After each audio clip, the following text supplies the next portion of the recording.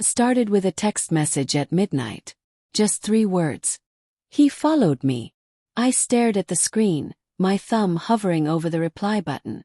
Came from my best friend, Naya. We had just hiked the old pine trail that morning.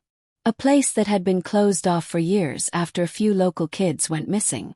She had dared us to go. Said yes. We laughed, took photos and joked about the urban legend. About the faceless man in the forest. We thought it was just that. Story. Texted back. What do you mean? No reply. Called her. Straight to voicemail. I stared at her last message again. He followed me. Something about it made my skin crawl. The next morning, Naya didn't show up at school. Or the day after. By day 3, her mom filed a missing person report. They found her phone near the trail entrance. Screen cracked. Battery drained. No signs of a struggle. No footprints. No blood. Just a trail camera that had been knocked over. Asked to see the photos. The ranger hesitated, then pulled me aside. There was nothing but static, and one shot. He showed it to me. First I thought it was a glitch. But in the far back of the image, barely visible through the trees, stood a tall, thin figure. Tall. Dressed in black. No face. Blinked. Then noticed something worse. The figure was closer in the next photo. And in the next. Until in the final image. It stood just inches from the lens. And still had no face. That night I couldn't sleep. Every time I closed my eyes, I saw that final photo. The pale figure towering in front of the camera. Its head tilted slightly, as if it was studying the lens. Studying us. I kept telling myself it was a trick of the light. Some Photoshop prank. But deep down I knew it wasn't. The next morning I skipped school and went back to the trail. I had to see it again. The pine trail stood exactly as I remembered it. Quiet, shaded, with a sign half rotten from rain that read, "Closed for public safety." I ducked under the caution tape and followed the same path we took days ago. The deeper I walked, the quieter it got. No birds. No wind. Just the sound of my own footsteps crunching dried leaves. I passed the old hollow tree where Naya took a selfie. Stop. There it was. Her water bottle, tipped over in the dirt, still half full. Called out. Naya! Only silence. I took another step forward and suddenly, my phone buzzed in my pocket. No signal. But the flashlight turned on by itself. Then the screen flickered. Just for a second. White static. Then black. I looked around. Trees. Still trees.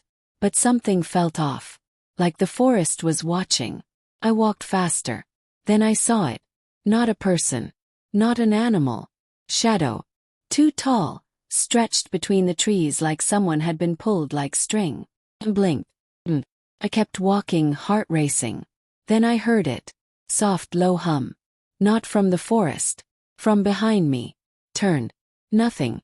But I could feel it. The weight of something just out of sight. Like static crawling under my skin. Ran. Not because I saw anything but because my body already decided I should. I didn't stop to think. I just ran deeper into the trees. Dodging roots and branches. Ignoring the pain in my lungs. The hum was growing louder. Not in my ears, in my head. It was like a whisper I couldn't understand but somehow still feared. Then everything stopped. The forest fell silent again. Too silent. I slowed down, panting. That's when I saw them. Photos. Pinned to tree trunks with rusty nails. Blurry black and white shots.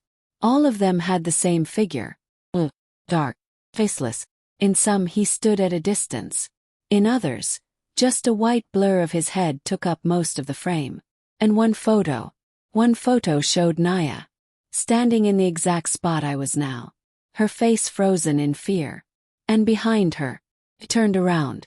No one there. Only fog. Thick and sudden. I hadn't noticed it forming. Then I heard something crack. Tree branch. Snapping above me. I looked up. And I saw him. Standing still, unnaturally still, just above the fog line. His long arms dangled beside him. No eyes. No mouth. But somehow I knew he was staring straight at me. I tried to move. But my body locked. My legs trembled, refusing to obey. My fingers twitched, as if every part of me was trying to escape except my mind. Then he tilted his head, just slightly, and I saw something move behind him. Nya. Her eyes empty. Her mouth opened as if she wanted to scream, but no sound came out. She reached for me and vanished into the mist. The mist swallowed her. I screamed her name. Naya! But the sound felt small. Hollow. Like the trees absorbed it before it could reach the sky. The faceless figure was gone too. Vanished, as if he was never there. But the silence he left behind was heavier than before. I turned and started running again. This time not away from him, but toward something. Anything. I needed proof. I needed a way out. But the forest didn't let me go straight. The trees curved inward. The trail twisted like a maze I hadn't noticed before. I kept ending up where I started. At the hollow tree, at the photos, at the same rotted sign. The forest had folded itself around me. My phone buzzed again. I pulled it out with shaking hands. No signal. Just one notification. An airdrop request. From unknown device. The name chilled me more than the buzzing. Slender.jpg wants to share a photo. I hit decline. Popped up again. Slender.jpg wants to share a photo. Decline. And again. Faster. Again. I dropped the phone. It kept buzzing on the ground, screen flashing with each request, until it finally went dark. Then I heard a second buzz. Behind me. Another phone. Not mine. Turned slowly. There, lying on the dirt, was Naya's phone. Still cracked. Still dead. But the flashlight flickered to life. And pointed directly into the trees. I picked it up, and with trembling steps, I followed the beam of light. Branches clawed at my arms. The ground felt soft, unstable. And then I stepped into a clearing. At the center, a circle of symbols burned into the earth. Circle, bones, torn fabric, Naya's bracelet, and just beyond it, a figure. Waiting. I stood at the edge of the circle. The ground inside was scorched, but there were no signs of fire. Only ash, blackened branches, bones cracked like dry twigs. In the center lay Naya's bracelet, the same one she never took off. The figure stood just beyond, unmoving, slender, looming. His arms stretched too long, ending just above the forest floor like ropes swaying in a still wind. I couldn't look away. Not because I was curious. Because I wasn't allowed to. His head slowly tilted toward me. No eyes. No mouth. No face. But I could feel something reaching into my mind. Pulling memories. Voices. My mother's laugh. My father calling my name. Naya's voice whispering beside me. Run. But my legs didn't move. The branches above rustled, though there was no wind. And then, he stepped toward me. Not fast. Not slow. But final. My breath caught in my throat. He didn't need speed. He didn't need sound. He didn't need eyes. He just needed me to look. And I did. In that moment, the trees around me twisted.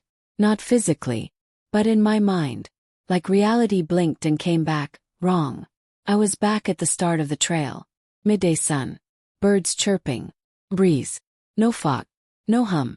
No photos. I looked down at my hands. Naya's bracelet was wrapped around my wrist. Check my phone. No messages. Except one new photo in my gallery. Selfie. I was standing in front of the hollow tree. Behind me, just at the edge of the frame. Tall black figure. Watching.